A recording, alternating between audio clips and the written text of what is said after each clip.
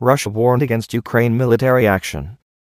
EU Commission Chief Jose Manuel Barroso has told Russia's Vladimir Putin not to carry out unilateral military action in eastern Ukraine, under any pretext. The two leaders spoke over the phone as the Kremlin announced it was working with the Red Cross on sending a humanitarian aid convoy to the region. NATO Secretary General Anders Fogh Rasmussen has accused Russia of using humanitarian grounds as a pretext for military intervention. The Red Cross is yet to comment. At least 1,500 people have died since Ukraine's new government sent in troops to put down an insurrection by pro-Russia separatists in the Donetsk and Luhansk regions in mid-April. The fighting has displaced hundreds of thousands of people, many of whom have fled to Russia.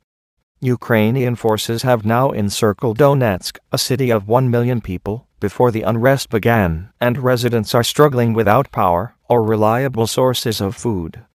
Humanitarian convoy.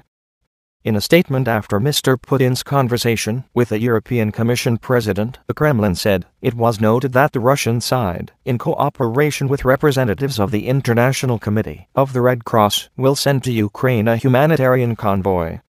It did not say when the aid convoy would leave. The Red Cross acknowledged last week that it had received an offer from the Russian foreign minister about organizing aid convoys to the affected areas in Ukraine.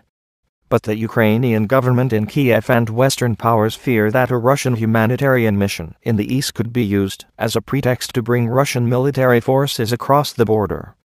In a telephone conversation with President Putin on Monday, the EU Commission's Jose Manuel Barroso warned against any unilateral military actions in Ukraine, under any pretext, including humanitarian, an EU Commission statement said.